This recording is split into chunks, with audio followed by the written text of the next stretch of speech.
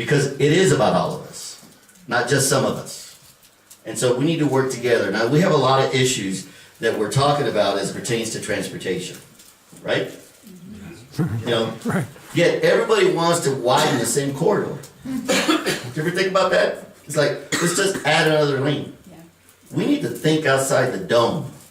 We need to think about why not build another corridor? You know, we're the only metropolitan area across the country that doesn't have a loop system. Think about that. Why is that?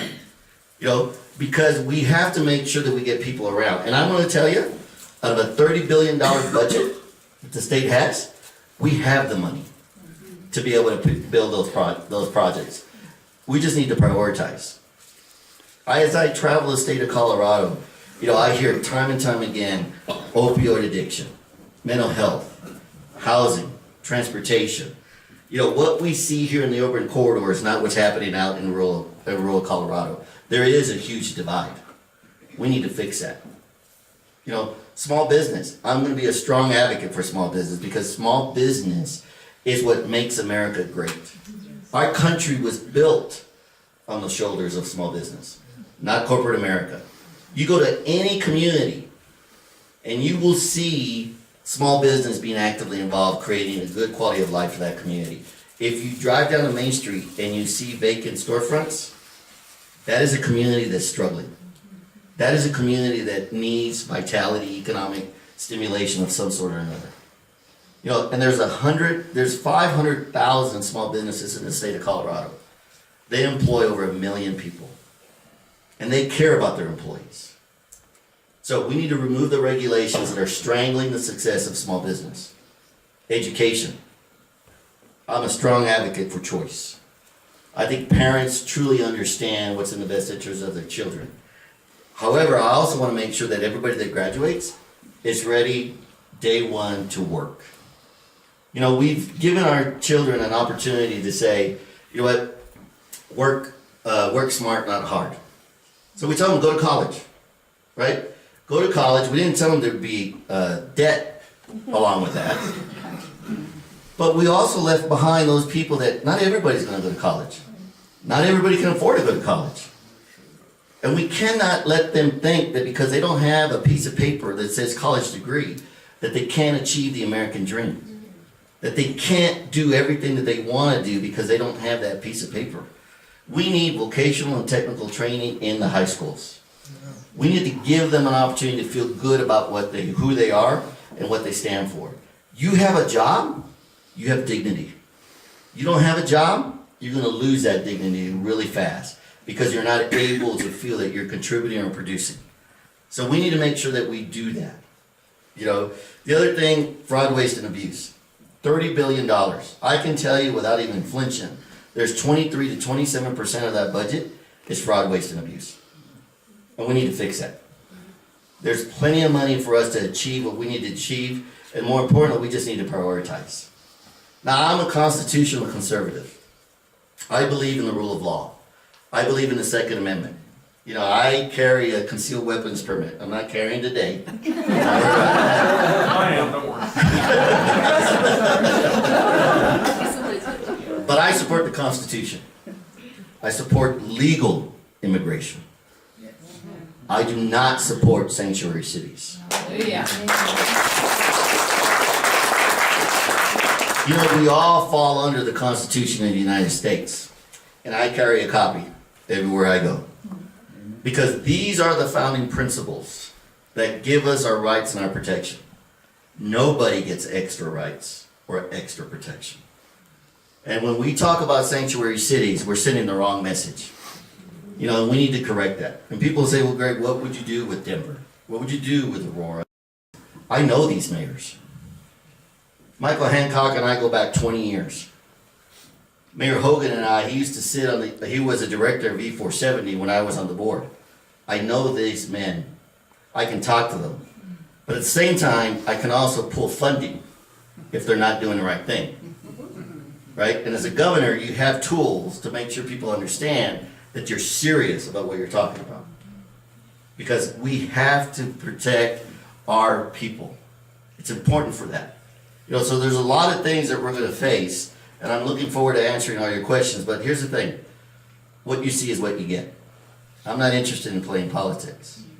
I'm interested in doing the right thing. It is time for us to change the voice and face of the Republican Party.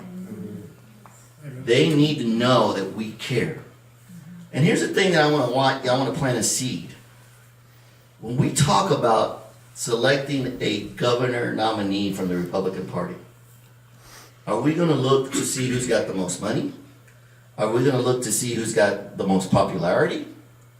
Or are we going to look through the lens of the general voter and say, can this person actually win? Because it's not the money, it's the votes. Amen. And so we have to make sure that we have someone that can connect, right?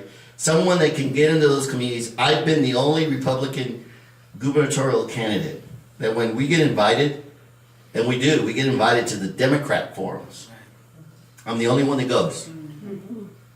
And they're in shock that I showed up. They're in shock that I'm even a Republican. And I've been told, I've sat next to Jared Polis, I've sat next to Kerry Kennedy, and I've never been heckled, I've never been booed, I've never been mistreated. And I get people shaking their heads based on what I'm saying. Okay? Now they'll tell me, we'll never vote for you. We're never gonna vote for you. But they'll also tell me, we didn't think you guys cared. We didn't think you cared enough to come and listen to us. We didn't think you cared enough to come here and be a part of these organizations. And when they ask me, why are you a Republican, Greg? I said, it's pretty simple. I'm pro-life. I don't believe in abortion. I said, I believe in smaller government. I said, do you like to pay taxes? They said, well, of course not. Then why would you be a Democrat? You know, before they leave, I can see them thinking. Because it's not the message. I'm not saying a different message. I'm just a different messenger. And they can connect with that. You know, so that's really what we need to look at is how are we going to take back the state of Colorado, put it in our conservative values. And folks, like I said, I am so tired of them taking our conservative values, the values that God himself bestowed upon us, and throwing them away like they're nothing. You know, telling us that we don't know what's in the best interest of our families, what's in the best interest of our communities, because all they want to do is make sure that everybody has the ability to do whatever it is that they want. And we can see it. We can see what's happening to our country. We can see what's happening here in Colorado. So with that, I want to end, but I want to tell you this. Regardless of who gets the nomination, I am going to support that nominee. Fantastic. We have to stick together. Amen. Because if we don't, we're going to lose. And remember, we're fighting for the soul of Colorado. Yes. So we must unite. We must stay together. And regardless of whether we like that candidate or we thought he was the best candidate or not, we need to make sure that we put him through the other end, because a Governor Jared Polis is not going to do well for us. Okay? So we need to make sure that we remember that. And you know, I've had people say, well, Greg, I can't do that sometimes because it's my morals and it's my values. Just because you support another Republican doesn't mean that you're giving away your values. Doesn't mean you're giving away your morals. Just means that maybe he's got a different perspective on how things should be done. But we know that at least 80 to 70% we believe together. That's a lot better than 0%.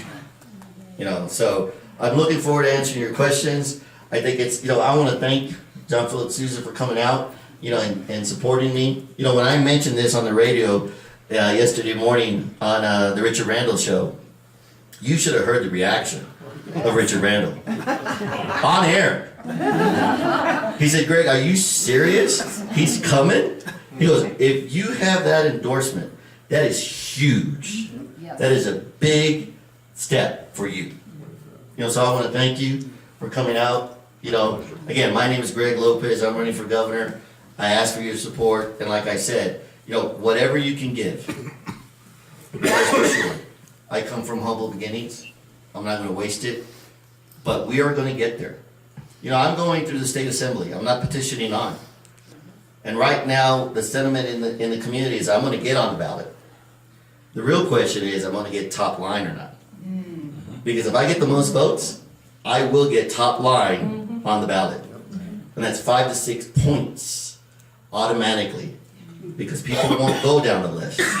They'll just assume whoever's on the top line is the top guy. So, again, thank you so much, and I look forward to answering your questions.